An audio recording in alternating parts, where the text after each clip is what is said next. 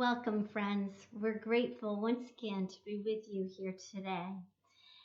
Like Hamlet's infamous words, to be or not to be, today's world seems to be asking the question, to fear or not to fear. It seems like an easy question to answer, to respond to, of course, to say not to fear, right? Right? Right? Yes, except that fear, defined as an unpleasant emotion caused by the belief that someone or something is dangerous, likely to cause pain, or a threat.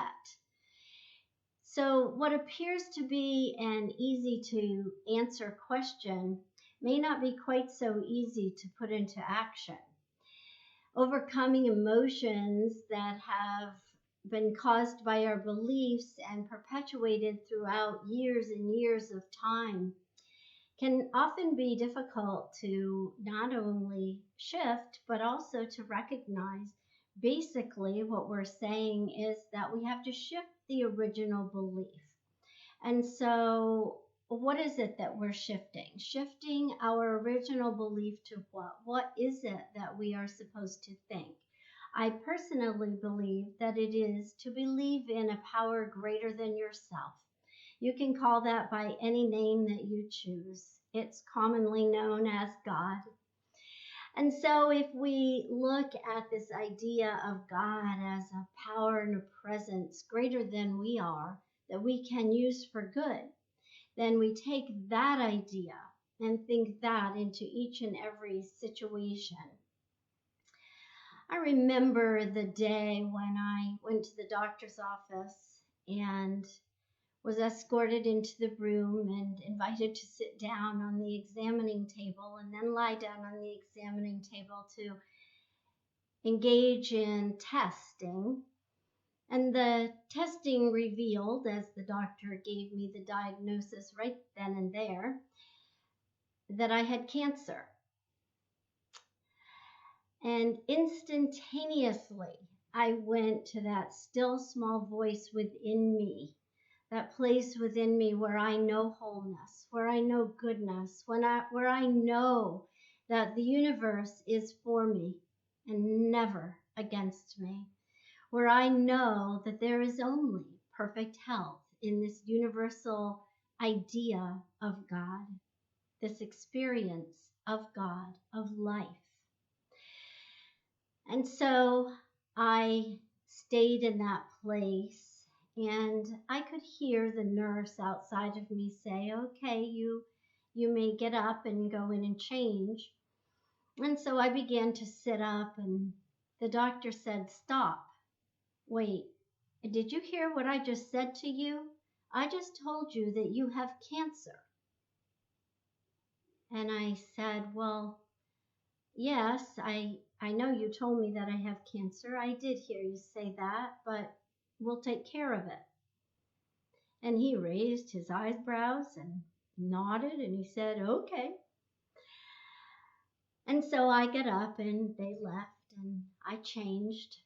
Now I would be lying if I told you that I did not ever have any moments where I forgot to think within, where I didn't go to that still small voice, where I didn't know the truth. That would be a lie because in this world of humanness, most of us, everyone that I know, finds ourselves sometimes thinking about other ideas. So, of course, there were occasional times of what if this, what if that. And there were also times of how could this happen to me? I mean, no one in my family's ever had cancer. How could this possibly have happened to me? And of course, we know that's an old belief system also, that whatever the family has, I have to have. So this idea did manifest all in its own way toward perfect health. But the idea is that I was keeping my mind focused for the most part on two thoughts. The first one was that I had to deal with the fact that I had to engage in a process of physical healing. And the second one, and for me, I would say probably more important because it also guides us as we follow that path of healing. The second idea that I entertained was engaging in a spiritual connection with that power that is greater than I am, that I can use to stay the course of realizing the wholeness of my own being. The Bible says, love God with all your heart, with all your soul, and with all your mind. Believe in the power of God in you, working for you as it works through you. Remember, fear is an emotion caused by your belief. Don't allow fear to take residence in your mind, regardless of outer circumstances and appearances. If you give an inch, fear will take a mile. And so the antonym for fear, or some antonyms for fear, are assurance, boldness, confidence, and courage.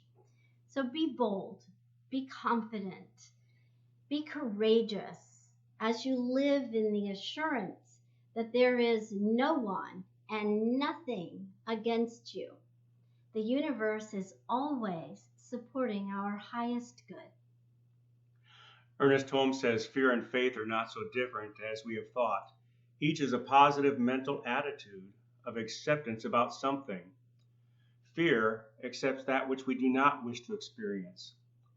Faith accepts that which we do wish to experience. It will be easier for us to convert fear into faith when we realize that in doing so, we are not dealing with two powers, but merely with two ways of using one power. So we can think about fear, or we can think about those antonyms of assurance, boldness, confidence, and courage. What we think about, we bring about. And if you want to feel fear in your life, hold on to the fear thoughts. But I doubt that you do. I've seen a lot in social media recently about fear of uncertainty of what the world will be like on the other end of this crisis. And I think fear of uncertainty is kind of a silly thing. We fear something we don't know what it is, or therefore we don't know what we're fearing, but we feel fear. It's kind of silly. Just release it, let it go. Khalil Gibran tells a great story about fear. It is said that before entering the sea, a river trembles with fear. She looks back at the path she has traveled, from the peaks of the mountains, the long winding road crossing forests and villages, and in front of her she sees an ocean so vast that to enter there seems nothing more than to disappear forever. But there is no other way. The river can't go back. Nobody can go back. To go back is impossible in existence. The river needs to take the risk of entering the ocean, because only then will fear disappear. Because that's where the river will know it's not about disappearing into the ocean, but of becoming the ocean. It's a shift of consciousness, releasing the fear into the nothingness from which it came.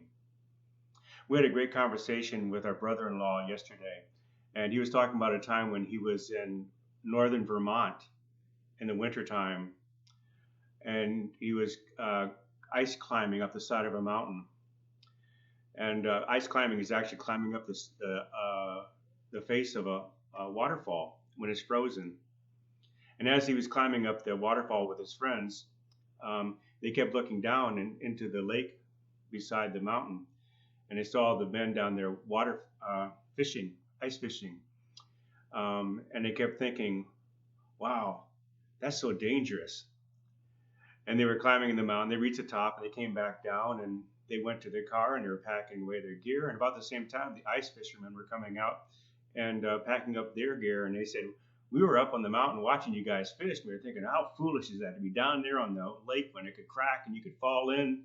And it was funny because we were looking up at you on the side of the mountain, climbing up that waterfall, thinking, what a foolish thing to be doing. They both had different fears from different perspectives. And it's feeling that what they were doing was totally safe, while what the other person were doing was totally fearful. We can shift our consciousness to whatever we want to experience and we can hold that fear, or we can move through that fear into a new idea. Life is forever growing, expanding, and we're always going through growing pains, and we're always moving through our fears into a new experience. And as we move through those fears, we grow stronger and able to face anything that comes our way. Amika Swami says, crisis is your clarion call to wake up to your creative potential. Are you ready to wake up? Sometimes I feel like hitting the snooze button. I'm not really excited about facing that thing that I'm fearful of. Sometimes I just want to pull the covers over my head and hide. But I know that when I do so, the sun is eventually going to rise, and the day is going to start around me, and the fear is just keeping me from experiencing all the good there is out there. So when I release my fear and I let the covers down, the fear really hasn't gone anywhere, because it never really was there anyway, except in my consciousness. It was only in my belief systems where I was holding anything to be fearful of. And when I pull the fear thought away, it vanishes. Fear is your enemy, not the conditions in your life. Fear is your enemy. Rumi says, if everything around you seems dark, look again. You may be the light. Nice, agree. Very much agree. And we have a friend, colleague by the name of Reverend Dr. Christian Sorensen, and he wrote a prayer that we'd like to share with you today. It's entitled Prayer for a Love Pandemic. During this quickening, a new story for good emerges.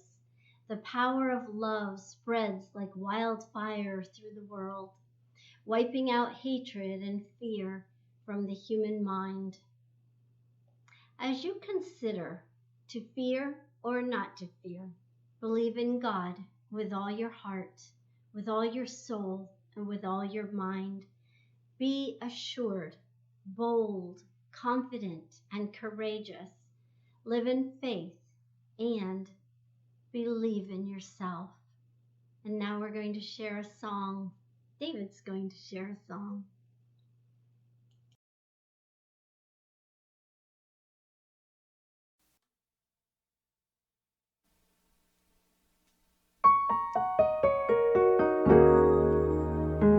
If you believe within your heart, you'll know that no one can change the path that you must go.